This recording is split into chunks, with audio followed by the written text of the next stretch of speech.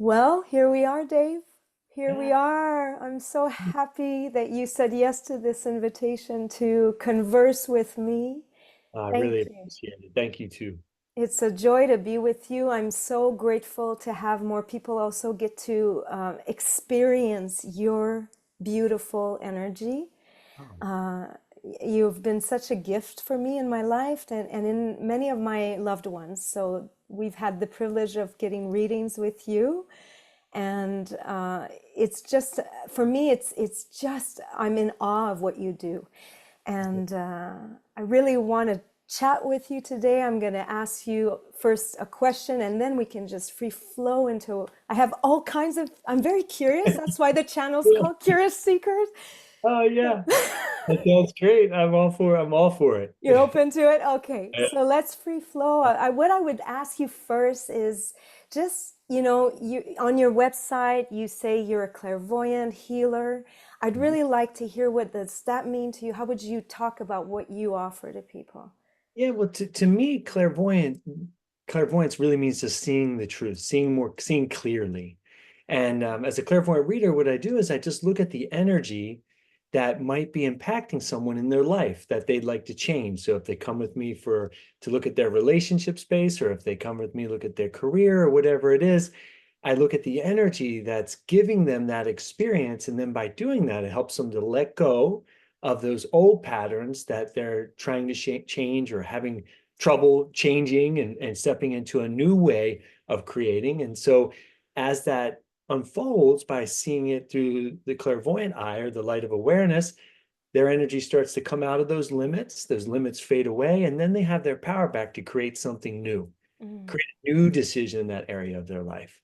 So that's the way I see myself. I'm not the type of clairvoyant who predicts the future or offers advice and things like that. I look at the energy within the person that's leading to their experience that they are saying, I don't know if I like that. I Yeah, like to yeah. change. I'd like a little guidance or a little information about, what's going on here. And then by doing that, the healing naturally unfolds and they get a lot of their light power back to then over time it integrates and they can use that power, their light, to create something new Mm. out of the old pattern. So they step out of the old pattern, but creating the new is the next step. So they take the power that was stuck in the old. Now they have enough power to create the new, and they move forward. And that Wow. Oh, I so love it.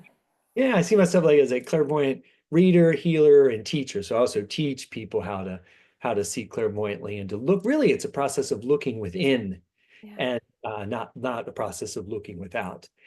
So I teach people how to look within, so that when things are going, something's going awry in their life, they look within to see what within them they're unconscious of that's creating that Mm. scenario, and then they can transmute it and then find the power back to create the new or what they'd rather have moving It's like forward. retrieving your power, and I I Mhm. love hearing you talk about it because, and maybe you can answer to that, like the difference between clairvoyant, psychic, medium. But Yeah. before I ask you that, what I want to bounce off of something you said, I see the energy. Mhm. And would you say that by seeing, witnessing the energy, that's what helps? It's like bringing consciousness to what's there, and it's that the fact of witnessing it dissolves it? That is the healing. It is Yeah, the light of okay. awareness is what heals. And Okay. so the other aspect of that is by seeing it clairvoyantly, you are identifying as the same. You're identifying with the cosmic, the one. So when Mm, you clairvoyantly, the only way it works, if we were truly divided, clairvoyant readings wouldn't work. But we're not. okay. We're whole. We're one. So when the light of my awareness, which is also the light of awareness in you, but what I'm looking at is where your light may have been stuck, or someone's light may have been stuck, divided in like a little square of energy. Their energy's in it, and that's giving them this experience. So the light of my awareness from that space of neutrality and amusement shines on the light that's stuck.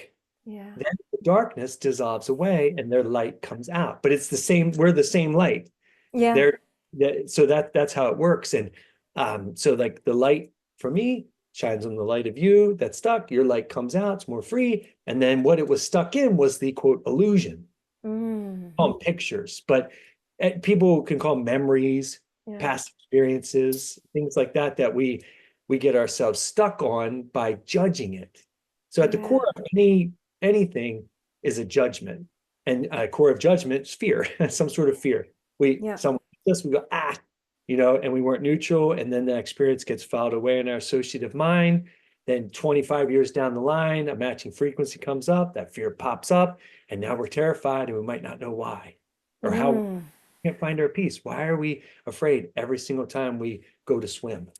You Yeah. know, we Yeah. had an experience that created that judgment of swimming. And we're like, we feel like it's going to happen again, even though it's past time and it wouldn't necessarily. But it's in the energy body, it's in the person's structure. It is. Yep. And by you witnessing it, by you, so you're basically, and we can talk about how you do that, because how do you get into that zone or that frequency where you become one? But by you being in that space of observing, and you're observing with me, because how it feels with you. It really feels like a co-creative journey when I'm with you. It is. It's like we're journeying together and we're observing these energies, and what it feels with me, with you, is I'm observing it, but it's not, sometimes emotion comes up, but it's not very, it's more like by observing it's dissolving and it makes sense. Yeah. Yeah, typically you'll feel very good because you get your light back. That's it. Yeah. So, and whenever we're experiencing our own light, our own energy, it's going to feel great. Yeah. We feel crappy, so to speak, when we're experiencing or at the effect of others people's energies, or our energy stuck in a limit or a program or a trauma or whatever. Then it's going to feel But once you get your light back, that's going to feel great. It's going to feel very good, and it's kind of like tends to dawn on people. Like they'll realize a couple months down the line, wow, I'm just not responding the same way I used to. And they might not even relate it back to the reading. Sometimes they Mm. don't remember because it's been so long, but all of a sudden they're just relating to that area of their life totally differently. And that's the nature of integration. So Yeah. once we get our light back, we have to integrate it and learn how to use it, discover what it's about in order to create with it in the world. Mm. Man, I love hearing you talk about it. You're so passionate. Oh, it is. I am. It- Oh, talk about it all day. you do. To your point about like getting into that space, Yeah. I'm a trained clairvoyant. I Yeah. didn't grow up this way. I grew up in a very dichotomous family of my dad's side of family, born again Christians, very hardcore. Mm. That until I was about sixth grade. My mom's side of the family were alcoholics, drug addicts, and partiers. So I kind of gravitated more towards that side growing up.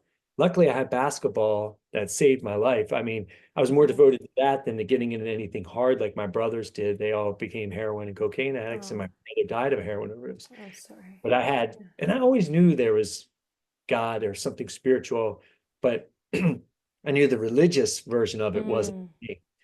So I made the incorrect assumption at the time, well, I'm just going to go to the other side.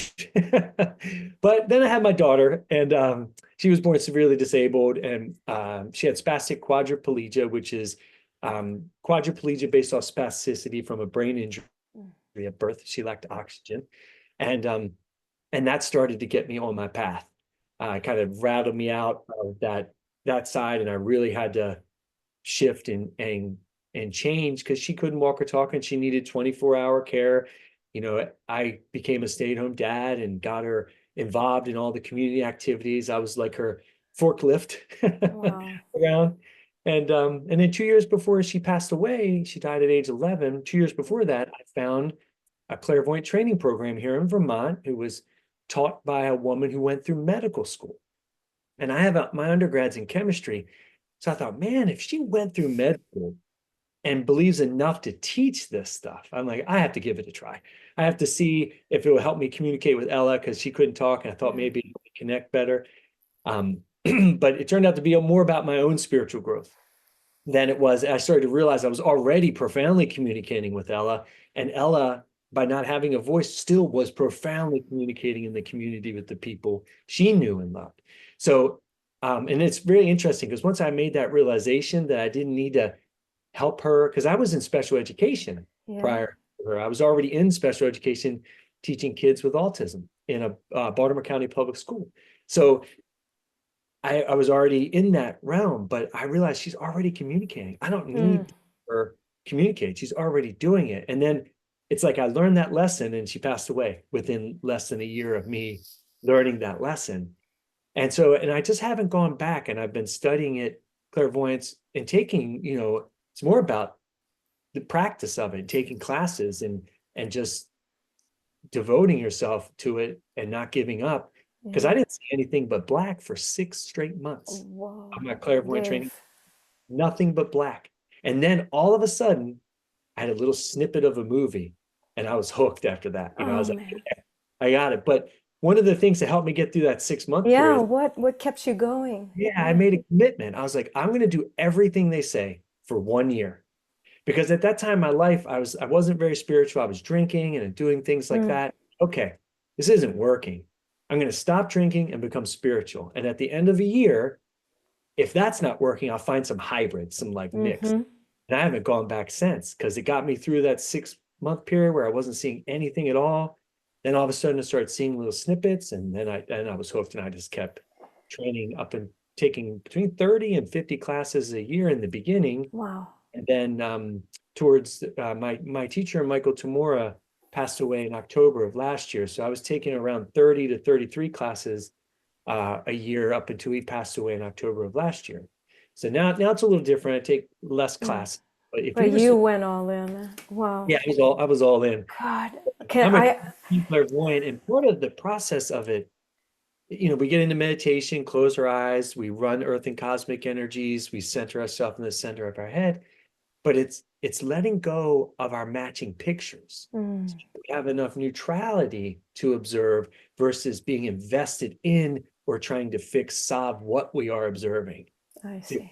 jump into it, then we're stuck with them. We Surrendering, huh? It's like we need to surrendering. Yeah. go down with them instead of staying where we are and help them come up.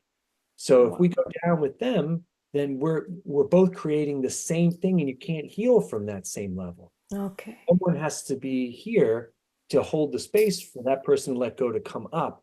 And that's tricky because it can be really tricky depending on the matching energies that start to light up within you as you read. So the way I was Yeah. taught was to heal yourself at the same time. Yeah.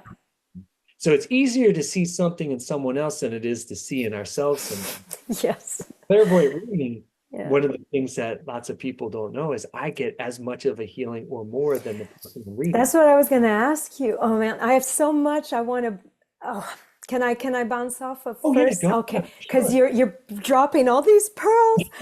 Oh. First, I want to say to you how moving it is every time you speak of Ella. Hmm. It brings emotion up for me, and what a journey, to what a teacher she's been to you, and my heart goes out to you, and I can imagine the journey was not, it must have been a lot. So, but it's unbelievable the lesson, like on your website when you say that you walked into the stadium and all Hmm. the kids were there and they turned to greet her while she hadn't said a word, and you realized that she had been communicating Hmm. all this time, and so I just want to honor that relationship, and how it's just powerful how she brought you there. And when you talk about, oh, you talked about so much, but I really love that you brought up the ethics of how to journey with someone, that you did so much work on yourself, you're trained. This is Hmm. not something that, because some people believe, I think, and I was one of them, that you have to be born psychic, it's a gift. you know some get the gift, some don't get the gift. It's like, From my um perspective, we all have it. It's yeah, just to peel the layers away, and how thick those layers are yeah, different in each person. Some people it's thicker than others, yeah. but So it's just you a matter peeled it off, you of decided. That's what I want to honor, is you really went for it, you committed. I think it speaks to me, and I think it'll speak to others when you said it took 6 months, you didn't see anything, because I think sometimes we want to get it right away, right? So I really want to honor that you trained. You're a trained clairvoyant. clairvoyant. And I didn't start giving professional readings until 9 years in. Really? I trained Wow. for 9 years before I Wow. gave my first paid reading. Okay. That part-time, and then now I've been doing it full-time for about 4 years. Amazing, Dave. So I'd really like to bounce off of this, what you brought, the ethics of the work you do, because you said it's so easy to get, if we don't do our own work, if we don't know thyself, if we don't, then in that sphere it can get confusing, right? And my experience with you has always been, I've always felt safe with you. And, I'm a therapist and I'm trained in boundaries and ethics. And so I'm sensitive to that. And with you, I've always felt that you're really there to empower me. It's not about telling me the truth. It's not about taking power over me. So I'd love you to speak more about how, because I think there's a lot of abuse of power in when we open up also. Sometimes it can open up to energy, but if we don't have that ground in Mhm. ourselves, right? So I'd like to hear I'm curious to know what you feel about all of that and Yeah, what's because your when you process. open up like that and you start accessing a lot of the psychic, which for me just means of the soul. Yeah. The psychic to me are abilities that we all have of the soul, and they include lots of different ones. Clairvoyance is sixth chakra, clear seeing, cognition is, or all knowing is crown chakra, clairaudience, you hear, it's fifth chakra, telepathy, broadband airband, so fifth chakra. So there's lots of different types of psychic abilities, but and then mediumship's another one too, and that's different also. So Okay. I'm not a medium, I don't channel people, and Mm, but I can read loved ones on the other side, but I create a space for them and they communicate to me and I relay that to the person. okay. So, but I don't channel them like certain mediums can do. So there's a lot of them, but when that's where all of, from my perspective, all the programming can happen too, Yeah. and where the abuse and misuse of power can lead to, cults, let's say, or Yeah. like inappropriate relationships with clients and different things like that. Um, so from my perspective, a clairvoyant reading is all geared towards the person being empowered to make the decision for themselves, Hmm. not Hmm. to rely on me to Yeah. give them answers all the time. Yeah. That's why I don't offer advice and I don't predict the future for people, because it takes their power away. Mm. In a certain way. And Yeah. then if we're not careful, it doesn't mean it's always going to take their power away, but it can easily do that because then they can just say, well, I'm just going to ask Dave. Yeah. Yeah. I'm just going to ask Catherine. Yeah. And they it slows them down on their path because they're not stepping into the power within them that can do the work themselves. Hmm.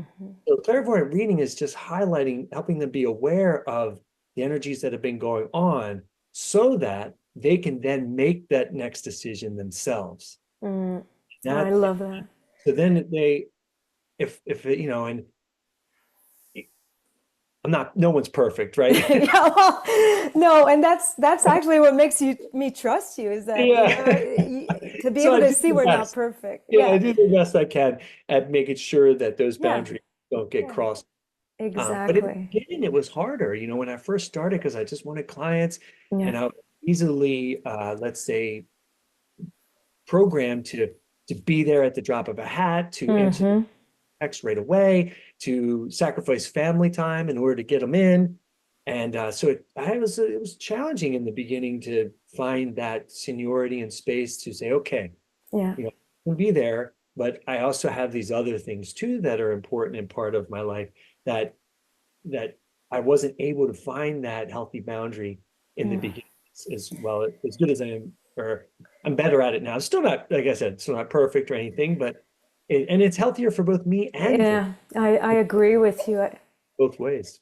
Well, I think boundaries are essential to feel safe and, and to protect our sovereignty, And I love how in one place we merge, in one place we're one, but, in this world we're experiencing diversity, and I think those boundaries are really, I know for me, it's really one of the aspects that I really respect about you as a clairvoyant and it comes through. So it comes through in your attitude and your way of being. I like that you don't, you've always told me, let's give some space between the readings. So, it's not like, because there can be that part, because it's so juicy to be in that space, for me, it's like, oh, let's go back, let's do it again, and then I could get this impression that you are the one making me experience this. Right. And it's really you experiencing. Exactly. Yeah. Exactly. And so I love that about you. I have so many questions because on your website, the first thing that we see is reclaim your power. So I can see you hold that in your, but I really am wondering, divine roots. Hmm. The first time, because I was referred to you by a very close friend, and she said Dave Clark, and I have a thing with Daves. I was a David in my mom's belly for 6 months until she Oh, figured wow. out I was a guy. So I have my partner's name is David.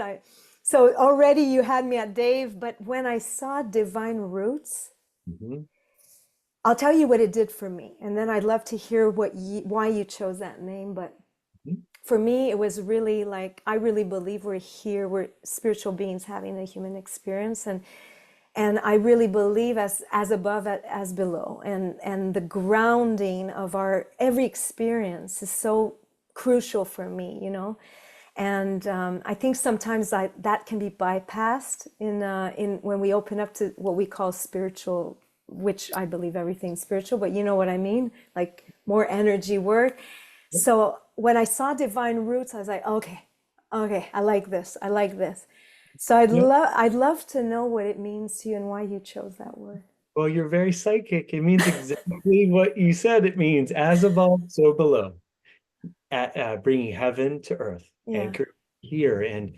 And that's the final, from my perspective, the final step to our enlightenment process. Mhm. We have to bring our enlightenment Yes. fully into the body and share it in this world, but not be of this world. Yeah. And so that is why I named it that, because every time we blow a picture, every time someone lets go of a limit, that division, that little square of energy that's confined to them is no longer there. They experience a little more of themselves as whole, and they anchor a little bit more of that light here on planet Earth, down here. So most of those, a lot of spiritual seekers, the first step of it is to be enlightened out of the body, right? Yeah. We're working on getting out of the body, Yeah. states of bliss and Transcendence and yeah. transcendence, things Yeah. like that. From my experience and what I've seen in readings and what I've been taught is that's half the process. The other half is in bringing that in here. That's the trick. That Yeah. like the where the And rubber meets the road. yes, literally. Literally, because down here it's so dense, Yeah. and we like to be vibrating way up here where we are normally in spirit. Yeah. So to create enough space for us down here to be able to have a container that can hold all that light, that's where the rubber meets the road and where the lower chakras come into play, where the density, where we start getting converted, and just a part of us naturally resist Mm. it. So that's why practicing clairvoyant development, from my perspective, is a path of enlightenment, Yeah. a path of looking within to discover where we've been divided. And each time we let go of a division, we become more closer and closer to our true selves as spirit. Yeah. And we learn how to shine that in this world without resisting anything. I love that. I And love it's that. easier said than done. You know what I mean? Well, Like, I mean, I think for some of us that path is harder. For others, I think it's going up that's harder. Some people are very good in the 3D, very in their bodies, very in the world. And for them, they have to kind of open that space up. absolutely. And so, but it just resonates so much, and it just confirms why I clicked with you instantly, because now we're putting words on feelings. Mhm. But I believe that you know, I feel there's been ways of dividing us, and we've been divided either from the heart up or from the heart bottom. It's like either we're all up here, you have some spiritual or religious worlds that it's all up here, transcendence. It'll be better when we're gone. Mhm. And then you have other places where we're just focus only on the earth and the gain and the survival. And so I love how you're saying it's enlightenment, bringing in light, basically, right? Bringing your light in. Enlightenment Yeah. in the matter, Yep. in matter. And letting it shine through Man. the world. And then that's where we go from, lots of times we go from identifying ourselves as the doer, doing this, to we then start to just be more. Yeah. Yeah. And of course, we do things from our beingness naturally, but the emphasis is on being, not on the doing. And the shining of the light is what heals, because that's the truth. And in the light of truth, darkness can't exist, or the illusion can't. So yeah, no, there's no fighting darkness, just bringing in more light. But seeing the darkness, because what you were talking about earlier is also, because with my journey with you, I mean, sometimes it's really very how can I put it? Sometimes the things we see together, it's like, oh, nice, that I did that. Wow. And then sometimes like, okay, I've got shot, you know, like, yeah. if I'm everything, then I'm not just light. There's shadow, there's dark. There's been moments where I have abused power. When I say I mean, you know, the structure, Catherine Barr, and the whatever that means in other lives. So what I'm hearing is, for you, it's important that we see our both sides, shadow and light, and we just integrate it, right? Is that what I'm hearing? Yeah. Well, once we shine the light of truth on the shadow side, the shadow fade away and won't be divided. So it turns back into our light. But temporarily, this is how powerful we are. You put a little bit of your light into a belief pattern that's not true, you're going to fully believe that's who you are, you know? So you have to get your light out of that. And that's one of the, you know, in some spiritual circles, they talk about, well, if you spot it, you got it. And shared this too, you know, there's been lifetimes when you've abused power, just like with me. There's been lifetimes where I've killed people, you know.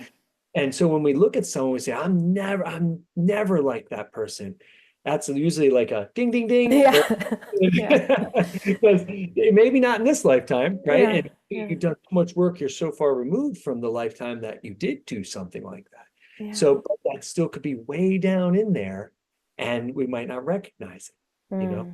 So that's why clairvoyant development is from my perspective, it can be very helpful, because it's one way to bring something that's unconscious in our mind to consciousness. Yeah.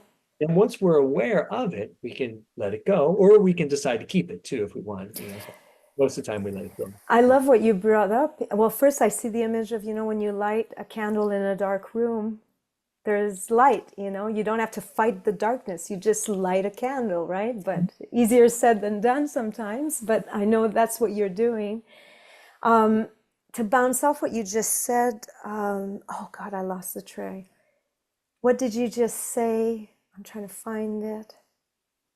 It disappeared. It went out. Okay. It'll come back. The one thing I know is when it's important, it always finds its way back. Oh, yes, because you were talking about you have the choice. So I'm curious to know how you feel about free will. What is your opinion about sovereignty as souls? You know, because we're here having an experience. We're the oneness divided so it can experience itself. But what does it mean to be in free will, in sovereignty? What does that mean to you? Because I'm really in that right now, trying to see basically the dance between surrender and my will. Individuality, Catherine Barr, this concept of which I am, and the oneness. So I'd love to hear your perspective or your ideas around that. Yeah, for sure. Well, in terms of free will, when our energy is in a picture or a limit and stuck in there, and we're firmly believing that that's who we are, but we're really not because we're in the limit, there is no free will. Because when a picture gets lit up and our energy's in that limit, we're going to act out the contents of that. So pictures never change. They stay the same. They have the same information. They tell you to do this, or I'm afraid of that, or, you know, there's all different versions of pictures. Pictures have feelings in them. They have emotions in them. They have thought patterns. They tell you how to respond to certain ways based off of our experience and how we decide to put our energy, believe in it, basically, whether it's belief or a non-belief. So when we're in pictures, we don't have free will because the picture is going to dictate how we respond. And when we get our energy out of the limit and it's freed up as light, colors, vibrations, whatever, free, then we can then use that however we like. Then free will, let's say, comes into play. But when we get all of our light back, we're going to naturally be in alignment with the one will, God's will.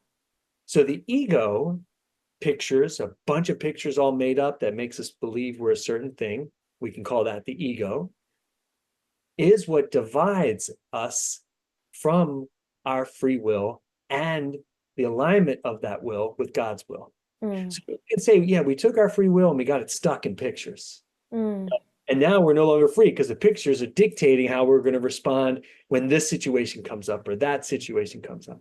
We get our energy out of that, then it's going back to where it originally was, the free will part, but it's going to align with God. And that's a fifth chakra function. The dichotomy of free will, God's will is being out in the fifth chakra. It's a soul level dichotomy. The fifth chakra also is related to the soul, the individualized soul that's had many incarnations that then says, oh, this is who I am. I'm Dave, this soul. I'm this healer. I help people. However, as over many lifetimes, we decide to organize our soul into this is who I am as this individualized soul. That part is what Jesus was opening up when he did his famous lifetime where he was crucified. He's basically telling us, hey, you're not a body. Don't be nailed to the cross of the body. You're eternal. Look, I'm right here. I'm this light. I'll manifest my body 3 days later and I'll dematerialize it again.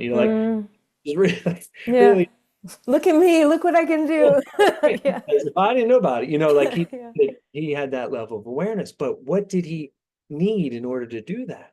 He had to embody the Christ consciousness. And that's in the sixth. That's why they call it the all-seeing eye. It's the everything, right? You can see all of creation. It's the all. It's non-dual. It's no longer an individualized soul now saying, I'm Dave and I do these things in the world. And if you look in history, you'll see all the enlightened beings, they didn't create religions. They spoke the truth.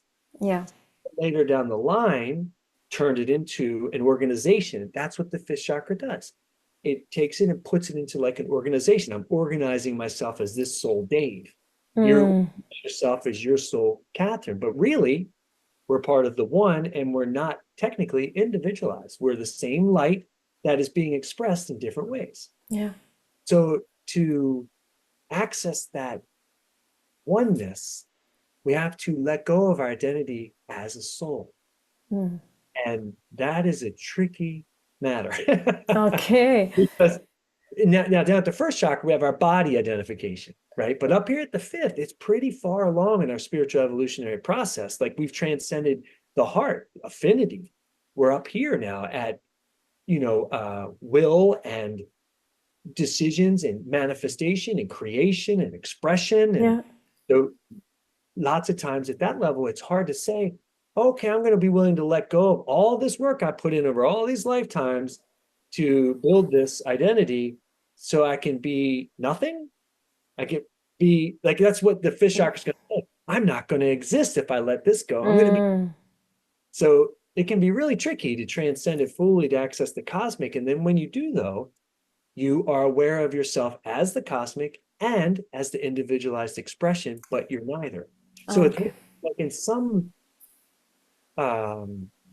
pretty sure Buddhist arenas, they'll call it when the observer and the observed become one. Same.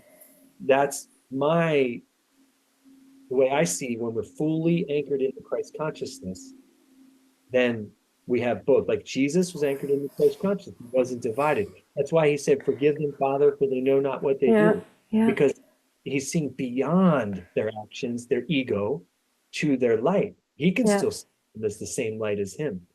So Well, yeah, go ahead. yeah, sorry, go ahead. Well, I love that because it's not about transcending and just merging in nothingness. It's going there. It's like it's like giving your ego, but then you gain the capacity to be both. I That's can right. be a differentiation of light and all light. And I think there's a word in Sanskrit called Leela, Mm, which is the play of God. So when you merge, though, I might be off on this, okay, but I read about this last week and I love that word. It was like when you're able to, the observer and the observed become one, then you can play. yeah. But you Then can you play create with, anything. You yeah, but you're in the, attach it. exactly. It Yep. becomes, let's try this out. Let's play Catherine Barr, you know?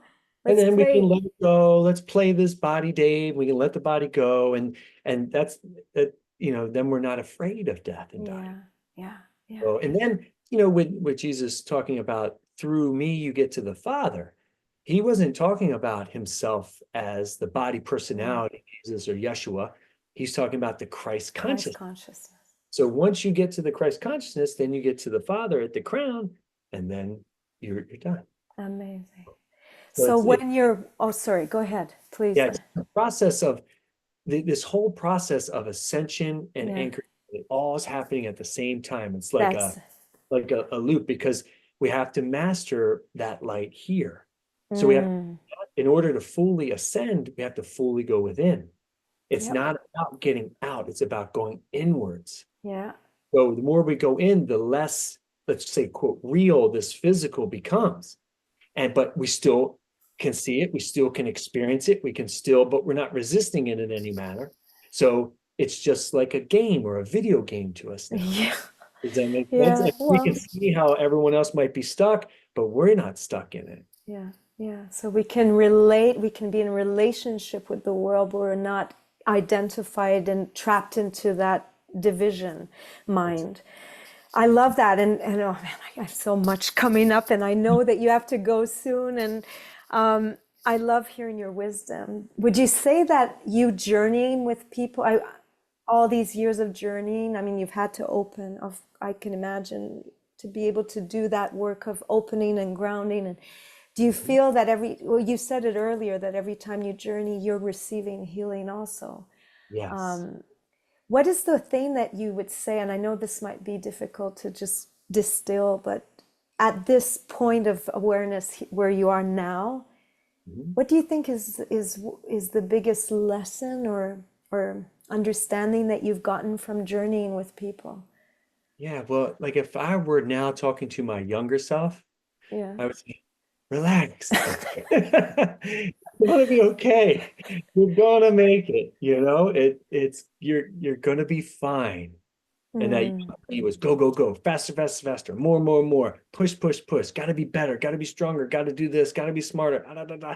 And believing in all that kind of external validation. yeah. And so like through all of the process of this, it's really helped me to recognize, okay, when things go awry, it's for us to learn and grow and to discover a little bit more about ourselves that we might need to heal and let go of. And it's not a punishment or something to Mm, run from or something to, I got to change it, I got to change it, I got to change it. Because in my work, if I try to, if I say, oh, I got to get rid of that, yeah. it is not going to go anywhere. It's going to stay there. And Yeah. actually, the part of me that's saying I got to get rid of it, the underneath part is fear. Fear is driving that. So then I put more fear into the very thing I'm trying to get rid of. And get rid of it. And actually, yeah, just anchors it in even more. Yeah. But this idea that we're programmed so much that efforting is going to get us more. Yeah. Spiritual work, the less effort you're in, the more work more gets done. And Mm, that is tricky. So it's a practice of just, it's a practice. It's like I yeah. said, continuously practicing letting go of it. And it's nothing to like if we can look at it from that perspective of, oh, inside of me, a spirit is the cause of this experience. And that thing out there that seems to make me want to blame it or say that they're the problem, that's coming from within me. Mm-hmm. And then we start looking in, and instead of saying, okay, or I got to change, I got to fix it, or all that fear that drives that, we then start to learn, oh, this is how this ended up being this way. Oh my God, Yeah. 5 lifetimes ago, I did this thing. Or in my early life, my mom was like this. And I like one of the things I like to share with people is my first chakra as a kid got programmed to work hard or you're not going to do it, you're not going to survive. Yeah. So work hard, work hard. And my whole mom's side of the family, they're all blue collar hard workers, painters, cooks. They Mm. and work hard and they're good at that. But I learned, okay, I got to push myself, Yeah. got to do more. And I realized that that's not going to help me in this spiritual growth to try to make myself better, because spiritual growth or enlightenment is not a process of getting better. It's a process of realizing who you've already always Yeah. been. Yeah. So, we don't technically need to get better. All we need to do is let go of the divisions that have made us think we're something different than we already have always been. Mm. So it's Right? like counterproductive of this programming of I got to go get mine, and that's the first chakra when it's not connected to the whole, huh? Yep. It's like I got to survive. It's my will that's going to get me through, and I hear that you had to, and it's beautiful because I mean, again, my experience of you journeying is it's just it feels like I get this image of you surfing. It's like you're a super surfer. You're just surfing the waves, and it's like it's delicious actually. Thank you for Yeah. that. Because that I always like to call that the Goldilocks principle. Yeah. You're doing just enough. Yeah. So not too much, because then that can cause someone to go into a growth period and feel a little, if you don't do enough, then you kind of left behind. So it's that like Yeah. sweet spot. And my teacher used to say, surf the wave all the time. That's so, Oh, wow, that's funny. because he would talk about, yeah, why try and get smashed by the wave when you can learn how to surf it? Exactly. And you Yeah. start with small waves, Yep. you don't go out in the, but oh, I love that. I want to come full circle with something you said a couple of times, and it's written on your website. And this is also my experience of you as a very joyful person, and you make room for play and joy. I mean, the sessions with you, although sometimes there's what would feel like heavy, but it isn't heavy, but hard stories, hard pictures. Mhm. It never comes through as heavy when I'm with you. And it helps me, I think, because you're in that space, you're you're helping me come to that space. And so we can observe the picture with a certain playfulness. Yeah. So I'd love you to speak on why that's important for you to have that. It's written on your website. It's part of who you are. Why is play so important? And I mean, that resonates with me. I like playing. I like joy. I think at the end of the day, that's why we're here, you Yep. know? Yep. So I'd love to Absolutely. know why it's important for you to talk about playing. From my perspective, all healing will happen effortlessly and naturally at the level of amusement or higher. Mm, There's even scientific research coming out around play. You'll learn things doing it maybe 10 times if you're learning through play, whereas if you just sit down and wrote it out, you need to practice it like 100 or 200 times. So wow. learning and healing, letting go so you can embody the new, happens much easier and much more effortlessly and quickly when we're in the vibrations of amusement, play, Mm, enthusiasm, inspiration, mm, things like that. And enthusiasm is one of the highest vibrations in the body. It's the closest we can get to God. And the root of it's entheos, right? In God. And wow. desire is to bring in spirit. So those Wow. words are very apropos or accurate to what they look like in the physical, let's say. I love that. I never realized that word enthusiasm is into. It's Thank you. God, or it's something like that. You might want to look it But up. there's God, there's the root of God In God, in that root of word. it within God, and it inspires to bring in spirit, breathe in spirit. So and when we see people enthusiastic or we see people inspired, we don't run out of energy. Everything comes naturally and effortlessly for them, and it looks like they're having the time of their life, and everything's flowing. Yeah. Now, one of the things when we hit that vibration is some of the parts of us that we may be holding that aren't enthused start to come out. Yeah. And so that can like start us sometimes. Yeah. So, but I spend a lot of time energetically creating that energy so that every time someone comes in, they're coming into the energy of amusement. They're Mm. into the energy of enthusiasm and inspiration. They're coming into the energy of neutrality and compassion and effortlessness. They're Mm. coming into the energy of clear communication and clear seeing, clarity and certainty. Mm. And so I spend a lot of time working on the energy of that space so that when people come in, because a reading is, you're in your physical space, I'm in mine, we do it through the phone, Yeah. but in the inner planes, there's a sanctuary I've created. So Oh, that's yeah. where we're really having the reading. And that is where all that energy is set that then supports some of the more challenging topics that we might, whether it's with you or with someone who may be dying of cancer, Mm. or somebody who may be going through a divorce and they're really in the mire of it, Yeah.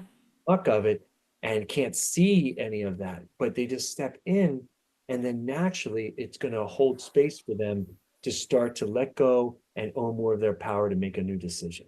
Oh, Whether for someone who might be looking at cancer, or is it time for them to transition? So then, yeah, they could start looking at their power of themselves as the eternal spirit and moving more in that yeah. direction. Mm. Or, oh, they're going to cure themselves, so they're going to stay. So they're going to be Mm. how to shift themselves so that they can stay. What do they need to let go of to do either or? I mean, both, I'm sorry, not either, both and. Yeah. So it's like working a dichotomy there sometimes in the space. I really appreciate you sharing that because that's the intention. Well, it's beautiful to hear you because I'm coming from my feeling with you, but now to hear you voice it and to hear your process, it just makes me respect you even more as a healer, that the time, and this I think is so important, the healer as they healed, the wounded healer, but the healer who takes care of themselves and how you take care of that space for yourself. Yeah, And then you bring us in, to that sanctuary. yeah. And it's beautiful to hear. And as you were talking about, I could feel, you said you've been doing this. I can only imagine how many people you've journeyed with. And it's like I can feel the energy of all that co-creation in that sanctuary, in Yep. no time, no space. That's right. So Right. it's beautiful. I have so many things I would like to ask you, Dave. I know that you teach this.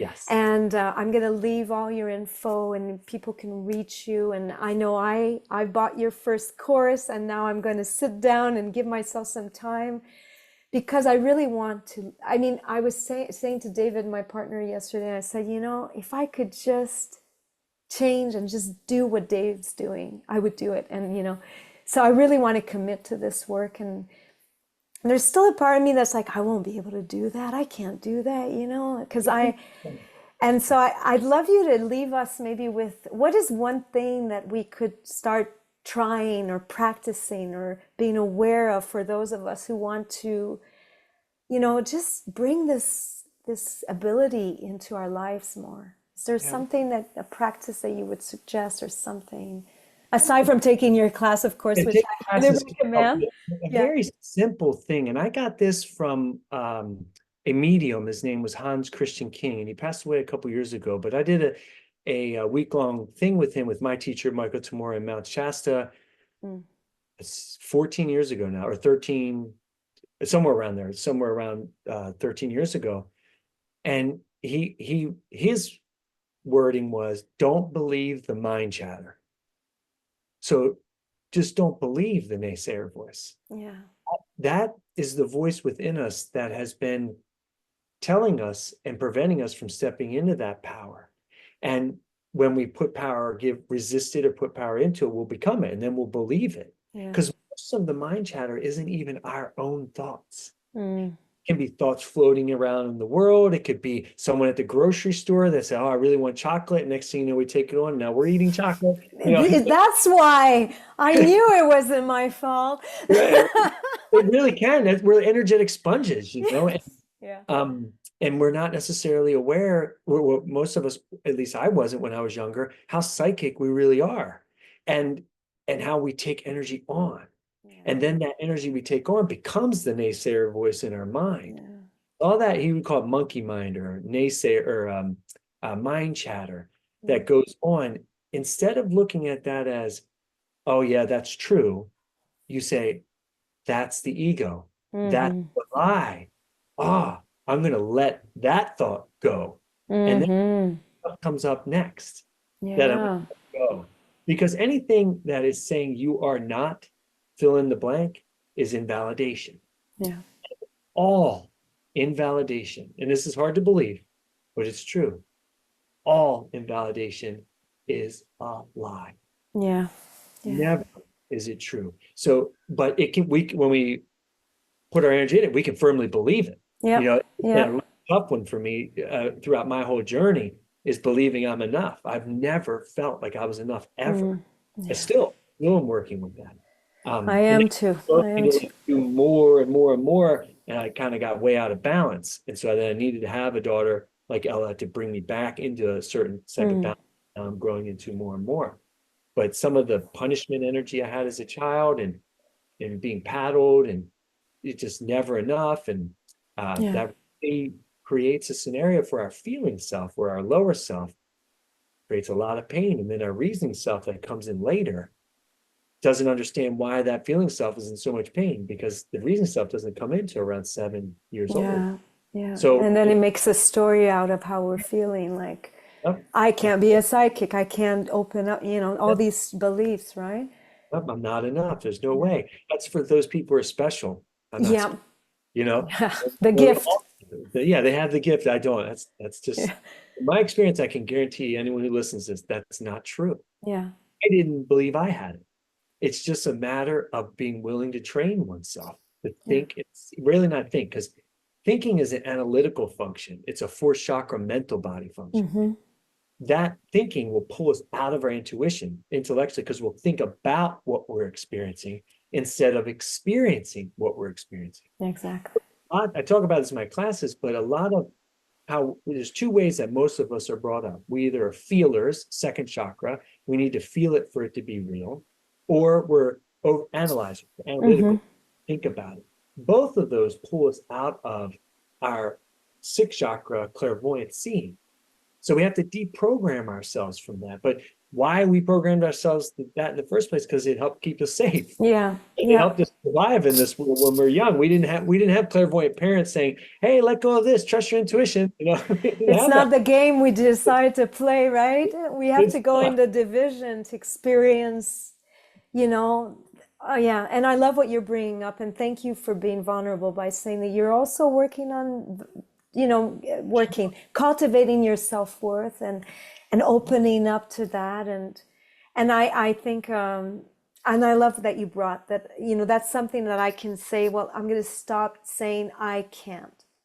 And I know I did a small class right after my dad passed away, which I know a lot of people, grief has brought them to wanting to open up psychic because you want to talk with your loved one. It's like non-negotiable anymore. For me, at least, it was that way. It's like, we're not done here. I'm sorry. We're going to keep this relationship going, but now I have to learn, a bit like you with Ella, I have to learn to feel and hear you through Mhm. different senses. And one of the teachers said it's going to feel like you're imagining it.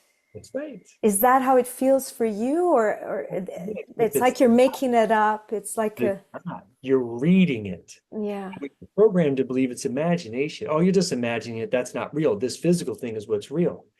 But if you can't see it, imagine it, it will never be made physical. You see, the clairvoyant is the ability to see, to image. It's yeah, where the imagination comes from. It's our ability to image, to see what we're creating. And there's images. And those yeah. images over time will come down to the first chakra and they may get manifested in the physical or they may not. But Okay. you have to see it first. And so that's another thing a layer we have to peel away is where we believe, oh, I'm just imagining this is not real. Yeah. You're actually reading it. You're not used to recognizing that that's what you're seeing. And that takes So, and it takes practice. And would you give us I have two last questions before we end, and I know you're going to go pick up your son, and I want to respect our time, and hopefully we'll do this again. But is there a little very practical exercise that you could leave us with that could help people practice trusting their what they're feeling or seeing in that space of clairvoyance or clairaudience. You know, the how people create vision boards to Yeah, manifest things. Well, yeah. one of the reasons vision boards work is because when you see it physically, you make it into a board, it's reinforcing what you've already created in your sixth chakra. Hmm. The sixth chakra, one of the functions is reality. It creates our relative reality down here. If we can see ourselves differently, eventually we will be able to be different. But if you can't see yourself differently, then so whatever we see, we we um we think about heart. And whatever we think about, we become first chakra. Hmm. So if you've tried all these things and it doesn't seem like you can't change anything through your thoughts or mantras and things like that, it's because you haven't changed the image you're staring at. So Hmm. vision boards and being able to visualize and see yourself in a new way, practicing that, seeing yourself bringing in the money if you want to manifest more money, seeing yourself if you're looking to buy a new house, seeing that house exactly the way you're looking to manifest it. And then if it shows up like that, great. If it shows up something different Yeah. than that, you look at, okay, well, what showed up that I did envision? Okay, maybe not all of it. And that's the non-haviness we have to let go in Yeah. order for the total thing to show up. So Okay. it's that type of practice where you start to see yourself differently. But as you do that, all the things that tell you can't be like that start to come out. They come bubbling They up. They come bubble. to the party. Yeah. Are you So sure you want to next year, change? and then lots of times we resist that, we become it, and Yeah. we lose our seniority and relationship to it and become a victim to it. And then we stop. This isn't working. This is Yeah. imagining making this. Instead of seeing it like it's normal. I know Joe Dispenza talks about this. And when we start changing, crossing the river of change, there's going to be resistance and there's going to be discomfort. And so what you're saying is expect those beliefs to bubble back up. And so if we know that they're going to come, we can see and say, oh, hello, I knew you were coming. Yep, I knew you But were coming. Must mean I I'm doing expected something you. right. Yeah, Yes, I'm doing I'm something. really envisioning it's working because it's drawing out Yeah. all of the naysayer that needs to leave to make space for the new. I love it. So I'm going to envision myself sitting and journeying with people, um, and opening up. I don't know exactly how it's going to happen, but I see myself, I thank you so much. I have two questions that I want to ask you Mhm. that are linked to the name of my channel, The Curious Seekers. So Dave, what are you curious about right now? Oh, what am I curious about? I really am curious about, I'm still very curious about reading people. I love to learn about people Mm, and learn about how things get made up within them, how their energy dynamics work to lead to certain things, whether it's the positive creative manifestation part or a limiting part. It's all of it to me is just fascinating, and it's mm, become more and more fascinating the more I've been able to do it. yeah, To how this whole world gets constructed, and we're the creators of it. it's something, huh? Very curious. Yeah, that, Something, well, yeah. okay, I love hearing that. And what are you seeking right now to manifest in your life? Oh, what am I seeking? Well, there's a lot of areas, right? So I'll just keep it to the area of my business, but seeking to reach more people. So in terms of what I'm offering and being able to teach a little bit more than I have in the past, and being able to share more of um, what everyone has within them, and they can start to access it. Hmm. And so I would say that's that part. Well, I'm holding that in my sixth chakra in my heart, seeing you reaching so many people. Um, I'm so overwhelmed and with joy for this moment with you. I could have kept going with you. I feel energized. I have many more questions, which is always a good thing for me because it means I'm on my X of being alive and you inspired me. You opened up doors. I'm so grateful that you took the time to do this, Oh, you're to welcome. share. It goes both ways. It's very exciting for me too. So I Yeah. appreciate it. You said earlier when you see people in their awesomeness, or not their awesome, their what was the word you used? Their excitement, you know? Enthusiasm. Joseph, yeah, Joseph Campbell says, follow your bliss. So I see a man following his bliss. And I thank you for doing this. I thank you for the journey that hasn't always been easy, but that has brought you to be the person you are, helping so many people. And I want to say thank you also to Ella, you know, who's in that space of no time. I feel her with you. Mhm. And I want to thank everyone who listened. And where can people reach you, Dave? In the Oh, 3D? yeah, the easiest way is to use my website, which is www.divineroots.love. And on there, you can access the classes I'm teaching. There's a link to schedule a reading if they're interested in that. You can also text me or email me. That information's on there too. So the website's probably the easiest way. And yeah, I really appreciate and grateful to you and everyone who will be hearing this. And if you're inspired, reach out. Yeah. And well, I really am grateful that you're here. And I can only say that if you're feeling that what you're hearing inspires you, then I can say, try it out. Go see. And it's a beautiful journey to have you as in my corner. I like to say you're part of my team of the beautiful souls that are helping me become even more of my light and our light, right? So thank you for that. Thank you, everyone, and we'll see you again for another curious conversation. Thank you for being here. See you soon. Bye.